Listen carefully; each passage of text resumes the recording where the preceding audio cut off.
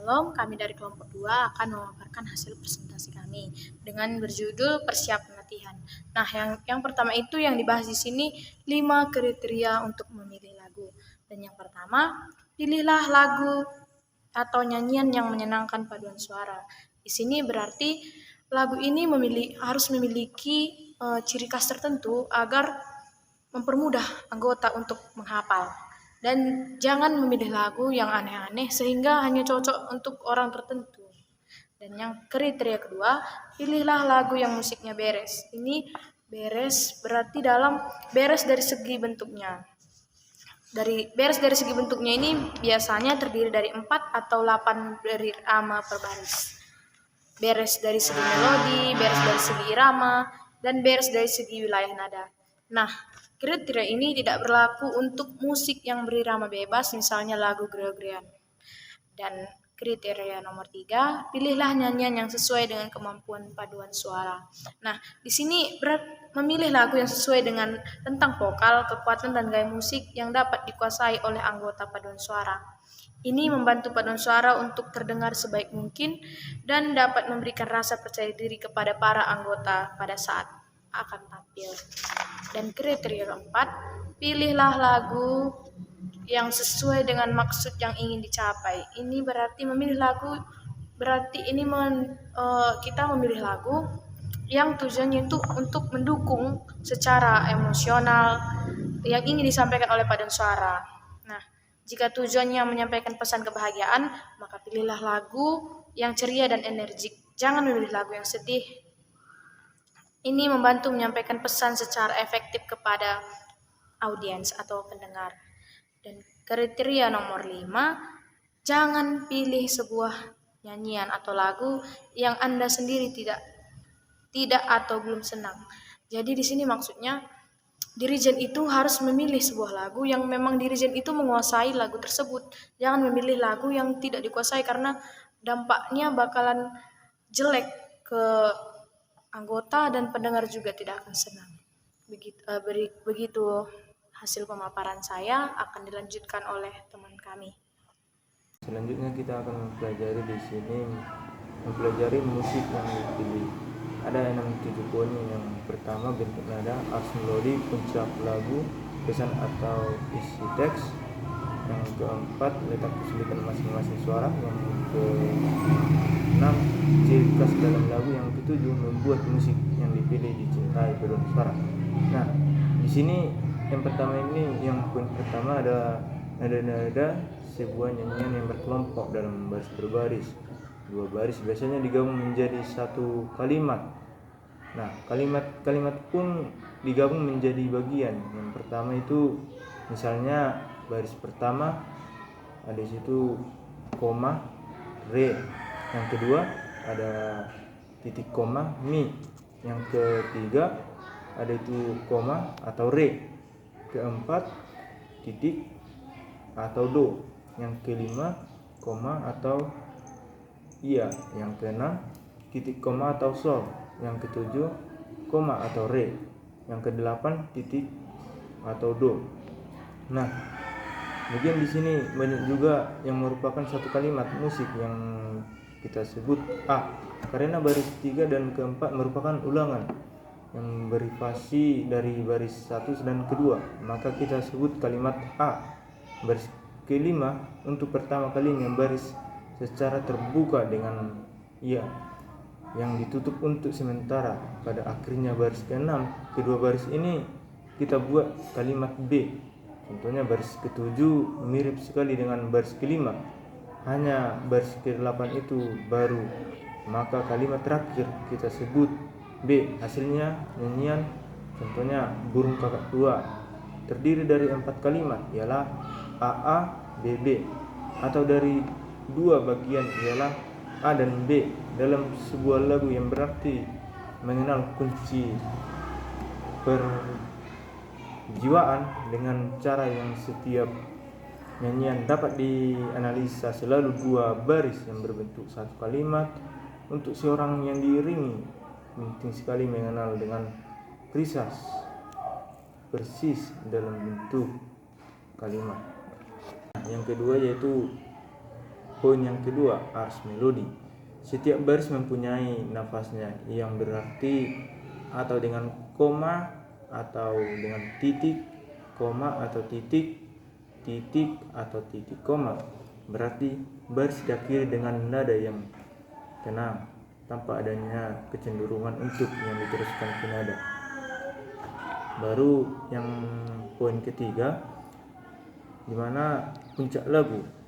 Pada umumnya puncak lagu adalah sama dengan nada yang tertinggi dari suatu yang pertama atau pokok. Maka ada baiknya kita memeriksa lagu untuk menentukan nada tinggi suara tersebut. Poin yang keempat yaitu pesan atau isi teks.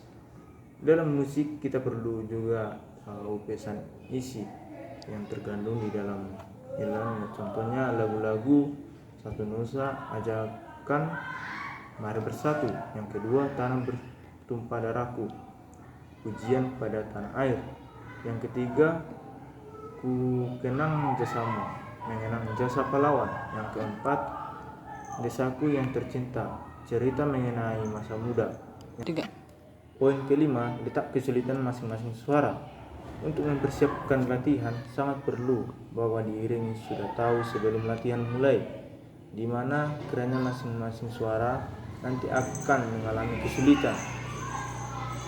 Poin keenam, ciri khas dalam lagu. Dari ciri khas lagu langsung dapat ditarik kesimpulan mengenai gaya bagaimana yang dinyanyikannya. Yang ketujuh, membuat musik yang dipilih dan dicintai paduan suara. Kesan pertama menentukan. Ini tidak hanya berlaku untuk dan waktu yang tidak mengenal seseorang untuk pertama kalinya. Sama halnya dengan mengenai nyanyian baru.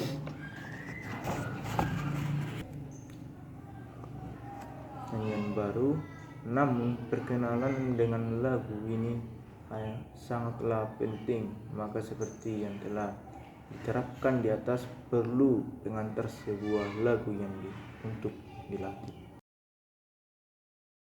Baiklah, kita akan melanjutkan pembahasan kita tentang perencanaan latihan dan pembagian waktu. Pada pembahasan ini kita akan membahas 2 poin. Yang pertama yaitu perencanaan jangka waktu panjang dan perencanaan jangka waktu pendek. Nah, pada poin pertama, perencanaan jangka panjang. Jika kita ingin mendirikan sebuah paduan suara, maka sangatlah penting kita untuk membuat rencana kerja.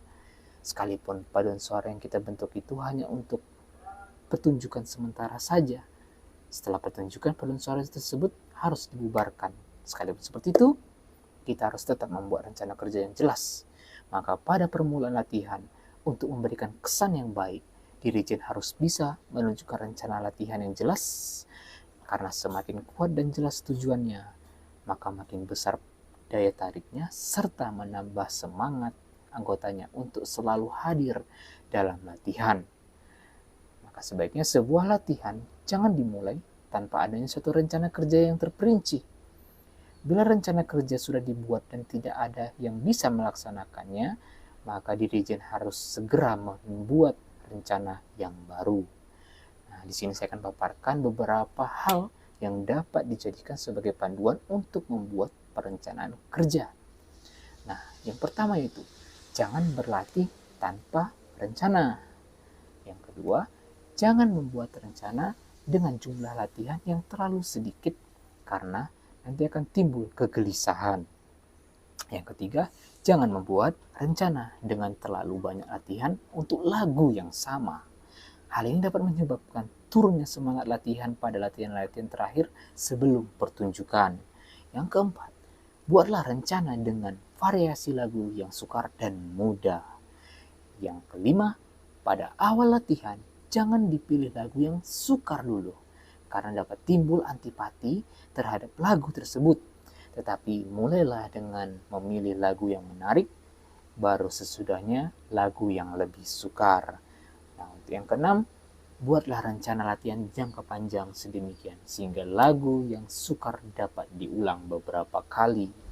Nah, itu dia beberapa pedoman yang dapat kita lakukan dalam pembuatan perencanaan kerja. Nah, kita masuk ke poin yang kedua. Poin yang kedua, perencanaan jangka waktu pendek. Pada waktu rencana kerja ini dibuat, sebaiknya dirijen sudah mulai berkontak dengan petugas-petugas paduan suara maupun para peserta-pesertanya. Nah, petugas-petugas itu seperti wakil dirijen, pengiring, dan lain-lain. Sebelum sebuah nyanyian baru dilatih, untuk pertama kalinya, dirijen harus memutuskan nyanyian tersebut akan dipilih dalam potongan-potongan mana saja. Potong-potongan itu harus merupakan satu kesatuan dalam lagu tersebut, namun tidak boleh terlalu panjang, juga agar tidak melelahkan para petugas dan kelompok suara yang sedang nonaktif, agar tidak merasa bosan. Atau ini bisa diatasi dengan melatih bagian tersebut pada masing-masing suara, yaitu sopran, alto, tenor, dan bass. Nah, yang harus diperhatikan pula suara mana sebaiknya digunakan dengan suara mana dulu. Nah, sebelum seluruh paduan suara bernyanyi bersama, untuk lagu homofon ada baiknya suara-suara luar digabungkan atau suara-suara dalam yang digabungkan. Misal, sopran dengan bass dan alto dengan tenor. Nah, atau suara-suara bawah, alto, tenor, bass dilatih dahulu tanpa suara tertinggi, sopran, yang membawa melodi pokok untuk memeriksa apakah terdapat sesuatu yang biasanya tertutup oleh suara yang lebih tinggi. Untuk musik yang polyphone, sebaiknya suara-suara yang iramanya sejalan digabungkan. Seiring perlu dicari suara mana yang bisa untuk menjadi pegangan suara lain. Kombinasi suara tertentu kadang-kadang mempermudah masing-masing suara sehingga menjadi mantap atau dapat mempersukar lagu karena sekar masing-masing suara harus sungguh-sungguh berdikari. Demikian penjelasan dari saya. Sekian, terima kasih. Kesimpulannya yaitu, paduan suara diwujudkan dengan latihan-latihan yang rutin.